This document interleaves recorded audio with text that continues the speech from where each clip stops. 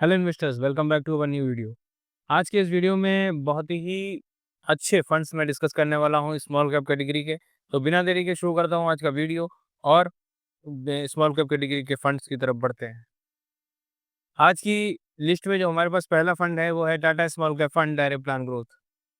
अगर हम यहाँ पे बात करें कि मार्केट की जो वोलेटिलिटी है, उसको देखते हुए आप कहेंगे कि स्मॉल कैप कैटेगरी के विषय में आप क्यों बात कर रहे हैं?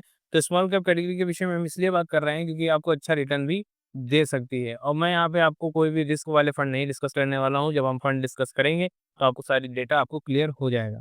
तो पहला फंड जैसा आपको स्क्रीन पे दिख रहा है, टाटा स्मॉल कैप फंड है हमारे पास, जिसमें अगर हम बात करें तो ये नवंबर 2018 से शुरू हुआ है और बेंचमार्क निफ्टी स्मॉल कैप 250 इसका बेंचमार्क हो जाता है। रिटर्न इसने 24.45 का प्रोवाइड किया है।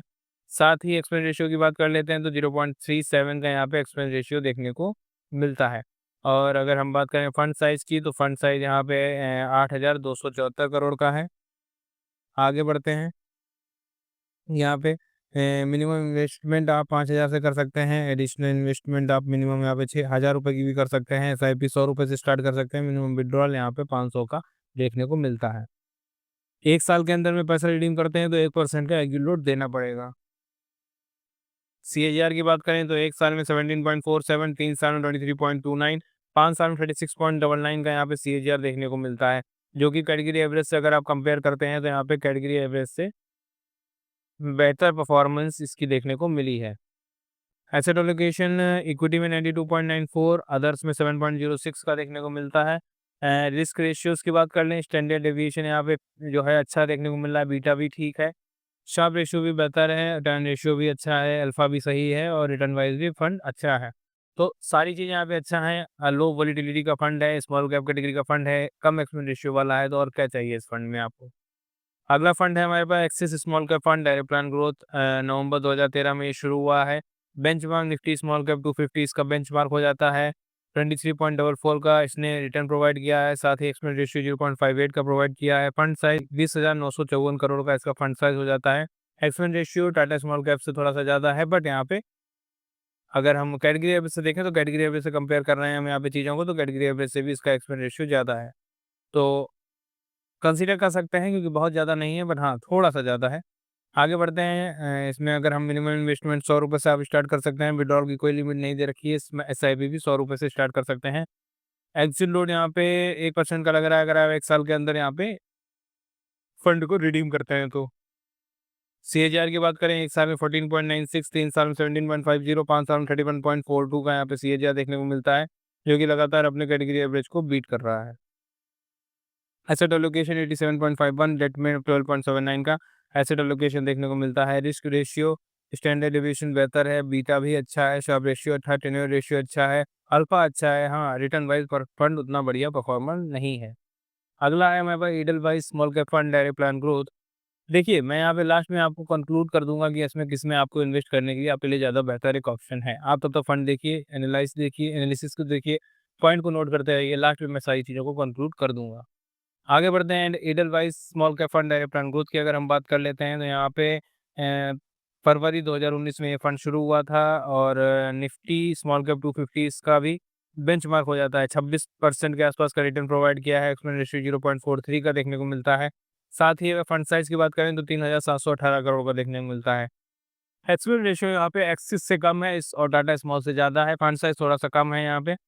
लिंक फंड से जितना कम होगा उतना रिटर्न के अच्छे चांस होते हैं, लेकिन बहुत कम भी ना हो जिससे कि हमें पता ना हो कि यहाँ पे कितने ज़्यादा लोग इसकी तरफ आकर्षित हैं। बात कर लेते हैं इसके इन्वेस्टमेंट की, तो ₹100 से मिनिमम इन्वेस्टमेंट स्टार्ट कर सकते हैं। मिनिमम विड्रॉल ₹1 तक का आप यहाँ पे कर सकते हैं। एसआईपी ₹100 से स्टार्ट कर सकते हैं। 90 दिन के अंदर इन्वेस्टमेंट रिडीम करते हैं तो आपको 1% का एग्रीलोड देना पड़ेगा। सीएजीआर की अगर हम बात कर लेते हैं तो सीएजीआर 1 साल में 12.20, 3 साल में 18.74, 5 साल में 37.17 का सीएजीआर है, जो कि लगातार अपने कैटेगरी एवरेज को बीट कर रहा है। इक्विटी में 96.60, डेट में 4.24 का यहाँ पे इन्वेस्टमेंट है। रिस्क रेशियो स्टैंडर्ड डेविएशन बेहतर है, बीटा बेहतर है, शार्प रेशियो बेहतर है, टेन्योर रेशियो भी बेहतर है, अल्फा भी बेहतर है, रिटर्न वाइज भी फंड काफ़ी बेहतर है। सारे फंड अपने कैटेगरी एवरेज को तो सभी फंड अपने कैटेगरी एवरेज को तो बीट कर रहे हैं, लेकिन हमें और भी डेटा देखना पड़ता है। तो अभी तक हमने जितना देखा उसमें से टाटा स्मॉल कैप और ईडलवाइज दोनों ही फंड मुझे अच्छे लगे। एक्सिस को थोड़ा सा किनारे रखते हैं। Nippon India small cap fund की बात करते हैं तो यहाँ पे जनवरी 2013 से शुरू हुआ है। निफ्टी स्मॉल कैप 250 इसका फंड बेंचमार्क हो जाता है। एस-1 रेशियो 0.73 का है और फंड साइज 50,826 करोड़ का है। अभी तक का सबसे बड़ा फंड साइज निपॉन इंडिया का देखने को मिल रहा है, लेकिन अभी तक का सबसे हाईएस्ट एक्सचेंज रेशियो भी इसी फंड का है। मिनिमम इन्वेस्टमेंट 5,000 की है। मिनिमम विड्रॉल 100 रुपए का है। एग्जिट लोड की बात कर लेते हैं, 1 साल में पैसा रिडीम करते हैं तो 1% का एग्जिट लोड देना पड़ेगा। 1 साल में 10.31, 3 साल में 22.18 और 5 साल में 40.49 का यहाँ पे रिटर्न सीएजीआर देखने को मिलता है, जो कि लगातार अपने कैटेगरी एवरेज को बीट कर रहा है। साथ ही एसेट एलोकेशन इक्विटी में 93.96, डेट में 0.03, अदर्स में 6.01 का यहाँ पे एसेट एलोकेशन देखने को मिलता है।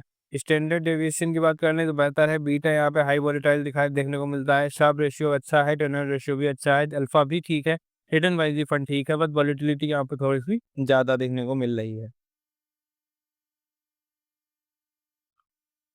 अगला हमारे पास है Bandhan small cap fund direct plan group. फरवरी 2020 में ये फंड शुरू हुआ है। बीएससी 250 स्मॉल कैप इसका बेंचमार्क हो जाता है। वहीं पे अगर हम बात करें तो अभी तक हमने निफ्टी 250 स्मॉल कैप की बात की थी, अब यहाँ पे बीएससी 250 स्मॉल कैप की बात हो रही है। एफ-1 रेशियो 0.46 का है और फंड साइज 8,474 करोड़ का देखने को मिलता है।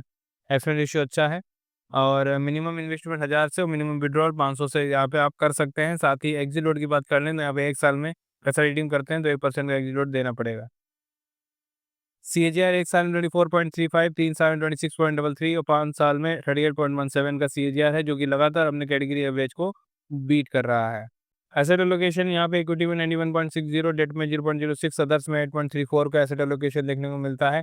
स्टैंडर्ड डेविएशन हाई वोलेटाइल देखने को मिलता है, बीटा भी हाई वोलेटाइल देखने को मिलता है।